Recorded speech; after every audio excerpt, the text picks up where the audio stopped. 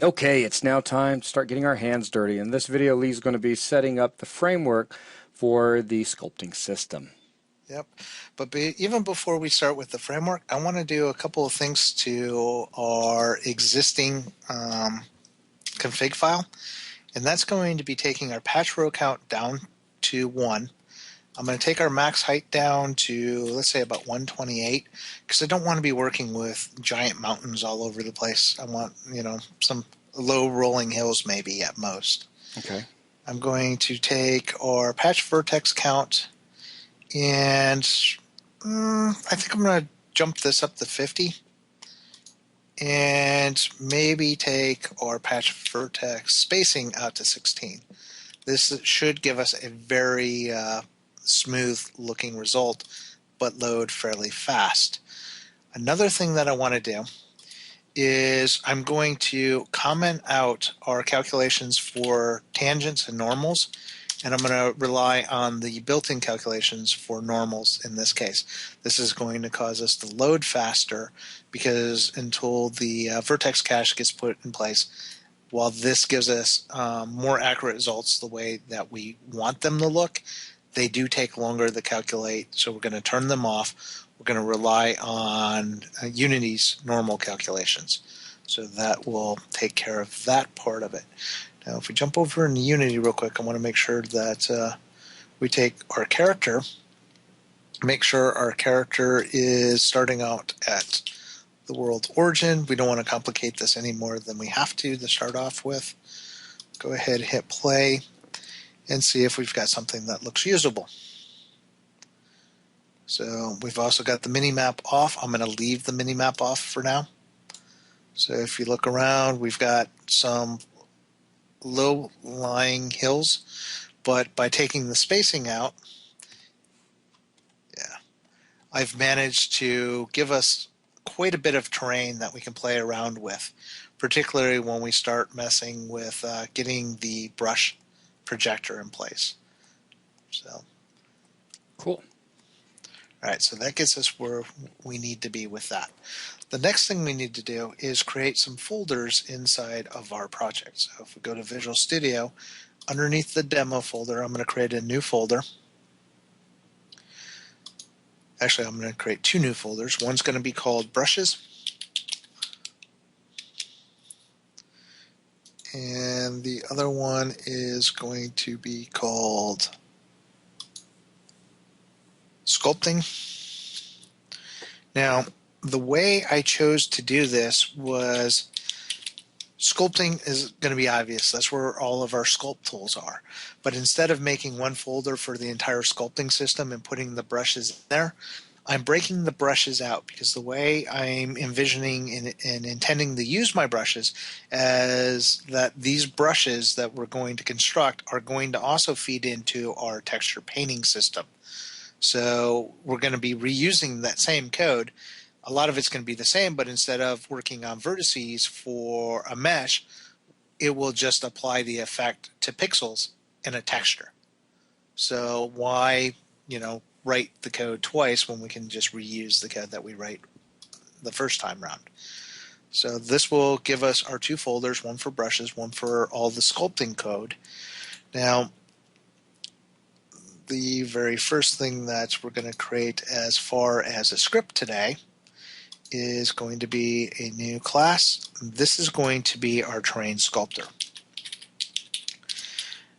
This is the guy that is going to be responsible to make sure that everything that we want to do as far as sculpting the terrain gets done. That's his job. So here's our terrain sculptor. Now, I want to do a little bit of initially, or setting him up initially. I'm going to keep the namespace and remove this first part of it. He's going to be a public static class. And the reason why is I only ever want to have one terrain sculptor. There's no need to have more than one. I mean, if you could literally sculpt 2 parts of the terrain at the same time, that'd be impressive, but I don't want you to be able to do that. So we're only going to have one terrain sculptor at any given time. Now, for now, I'm just going to skeleton in the basics. We're not going to implement any functionality yet. We're going to do that in later videos, several videos. But there's a couple of things that we're going to need in here. We're going to need a constructor form. So I'm going to skeleton in that. Then we're going to need an update.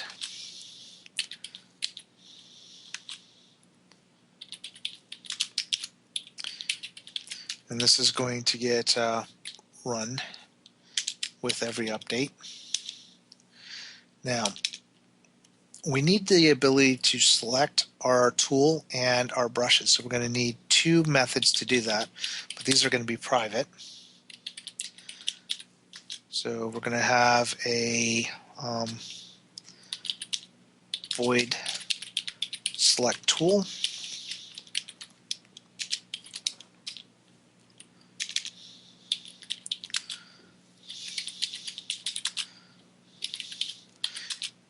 And a void select brush. Now, once we've selected both our tool and our brush, we're going to need to be able to handle what their functionality is. So we're going to have again another private static void. This will be a handle the brush and no spaces. So this will handle all the functionality of the brush apart from its selection. And then we'll have another method for handling the tool itself.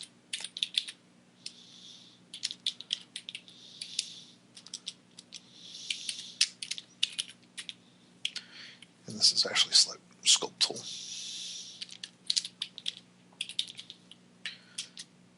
Yeah, I spelled it right. All right. Change up the order a little bit. And also finish off the method below. Yeah, I'll get to it. You gotta love ADD. All right, so now we've got our skeletons in for selecting the tool and the brush, for handling the tool and brush once they're selected. Now, one of the other things is after we deal with all that, we need to be able to deform the mesh that that the tools have modified. So just because they've gone through, adjusted the vertices, unless we deform the meshes, you're never going to see that. So we're going to need another mesh or another method called deform mesh. So right now I'm going to leave this blank because we have to create some more things for that to work. Now, if you remember, I think it was in the last video I was talking about, our sculpt tool is going to have the ability to modify a terrain patch, but not necessarily only a terrain patch. Depending on the position of the tool and the size of the tool, it may be modifying a couple of patches. It might be modifying every single one of them. Right. So to be able to handle that, we're going to need to have a list of all the patches that it needs to deform. So one of the things that we're going to be looking for is going to be a list of terrain patches. And we're going to call this patches. So this is going to be a list of, and I don't want Boo, I want system generic collections. So we're going to have a list of all the patches that the deform mesh needs to look at for deforming. And we also need to know the position of the sculpting tool at that point. So we're going to take in a vector 3, that's going to be the position. So we're going to pass in the position of our tool. And I just added the Unity engine to our using statement. Some people have noticed that, both Nelson and I quickly start adding stuff and they don't catch it all the time. So I just wanted to point that out. All right, so that will get our initial skeletons in, or the initial skeleton for the terrain sculptor. We're going to come back in each subsequent video from here. We're going to add more and more stuff to it. But there are some more things that we need just to get in place for the framework to start with. And the first, let's see, where do I want to go first? Let's do a new class. This is going to be an abstract class to define our tools themselves. So this will be, it automatically names it. So this will be sculpt tool. Go ahead and add, open that up. All right, now our sculpt tool is going to be a public abstract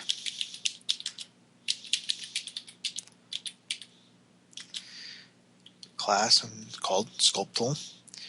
And inside of it, we only need to define one thing. That's going to be the public abstract void, and it's going to be called the form mesh. So each tool itself is going to have a method for dealing with how it deforms the mesh. Some tools are going to raise the mesh, some are going to lower the mesh, some will smooth, some will level it out. At some point I might have a special tool that lets you draw in ramps. That's all going to be dictated by what is inside of each of these sculpt tools that we create. So by creating this abstract class, this is what's going to allow us to define the functionality for each and every one of these.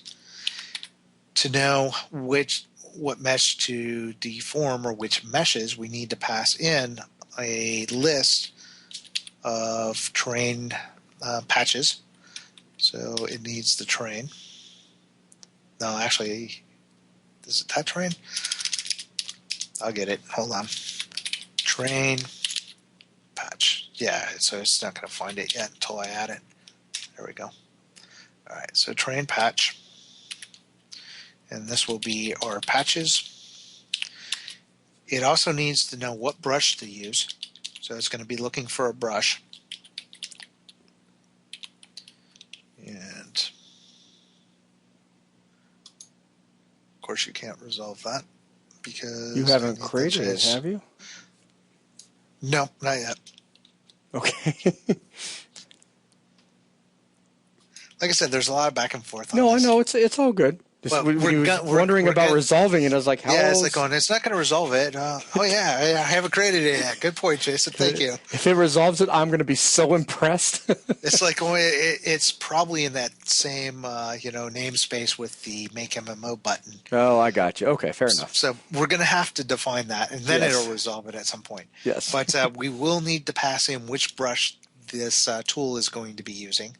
We also need to know where that brush is at, or where the tool is currently located. So we're going to pass in the position. And then we need to, of course, know what size is our brush currently set at. So we're going to take in a brush size. So this will be our abstract definition for our sculpt tool. We're also going to need a definition. Let me clean this up too. That's going to drive me nuts. We're also going to need a definition for our brush. So same thing, add a new class.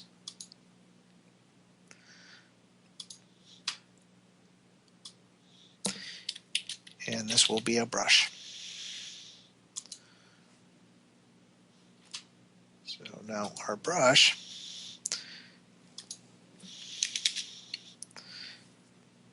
again is a public abstract. Let's clean this up. And it also only has a single method that we're going to set up. That'll be a public abstract. This one's going to return a float value. We're going to call it sample. And it is going to be looking for a vector 2. We're going to call it sample point. And it also needs a brush size. And it needs this because we are going to be using the brush size and the sample point to calculate where it's going to be taking its sample from. In the case of a stencil, it's going to have to sample at the correct point inside of a stencil. With the procedurals, it's going to have to know where on a noise texture it's going to have to pick from if it's a noise brush. If it's one of the soft or hard edges, it needs to use the sample point to figure out what the contribution is going to be. In the case of hard brush, it's either going to be 1 or a 0. And a soft edge brush, it could be anywhere from 1 to 0 depending on the radius from the center of the brush. So that's why we're going to be passing that information in. So everything is happy there. Yeah, you can go back over there. It's just because we don't have that using. Yep. There it is. Now it can resolve it. Cool. So it's all happy again. So that will get the initial framework that we need going. Right now, it's just code in place. It doesn't do anything yet. That's what we're going to be doing in the next 15, 20, 30, 5,000 videos. Depends on whatever it turns out to be. Bad. No, not yet. All right. So is that going to wrap this video up? For this one, yes. Awesome. Okay. Well, with that, like I said, it's going to wrap this video up. Thanks a lot, everyone.